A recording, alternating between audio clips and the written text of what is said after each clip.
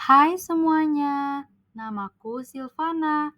Di video kali ini, aku akan menjelaskan tentang peningkatan nasionalisme pada masa demokrasi terpimpin 1959 sampai 1965. Simak videonya yuk. Sebelumnya, aku akan menjelaskan dulu nih, apa itu peningkatan nasionalisme. Peningkatan nasionalisme adalah proses di mana rasa cinta, kebanggaan, dan loyalitas terhadap bangsa dan negara semakin tumbuh dan berkembang di kalangan masyarakat.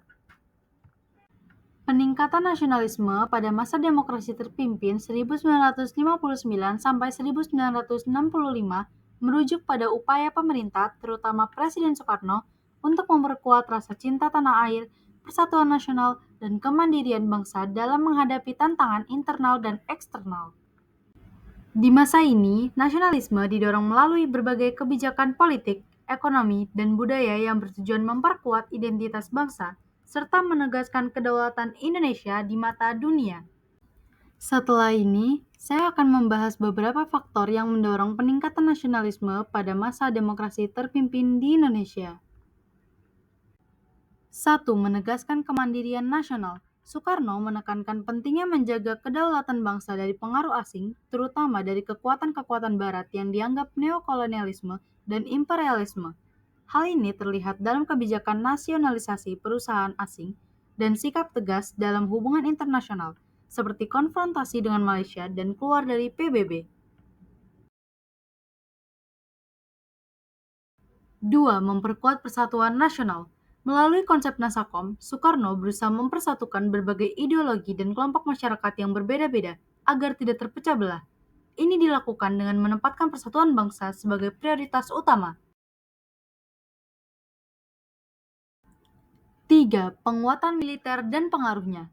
Nasionalisme juga tercermin dalam peningkatan peran militer dalam politik, yang dipandang sebagai penjaga kedaulatan dan persatuan bangsa. Militer menjadi simbol kekuatan nasional yang tidak hanya bertugas melindungi negara, tetapi juga mengarahkan kebijakan nasional. 4. Mobilisasi melawan neokolonialisme. Sikap anti-imperialisme yang kuat ditunjukkan oleh Soekarno melalui retorika dan kebijakan luar negeri yang agresif, seperti konfrontasi Malaysia dan nasionalisasi Irian Barat. Ini digunakan untuk meningkatkan semangat nasionalisme dengan memposisikan Indonesia sebagai negara yang melawan dominasi asing. 5. Pemulihan kebudayaan nasional. Peningkatan nasionalisme juga difokuskan pada kebanggaan terhadap budaya Indonesia. Pemerintah mengarahkan seni dan budaya untuk merefleksikan semangat revolusi, patriotisme, dan identitas nasional sebagai cara memperkuat rasa kebangsaan di kalangan rakyat.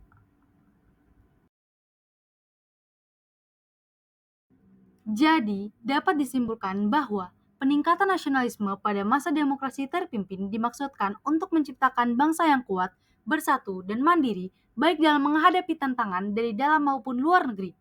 Sejarah adalah cermin. Dari sana kita belajar untuk membangun hari esok yang lebih baik. Terima kasih yang telah menyimak. Sampai jumpa.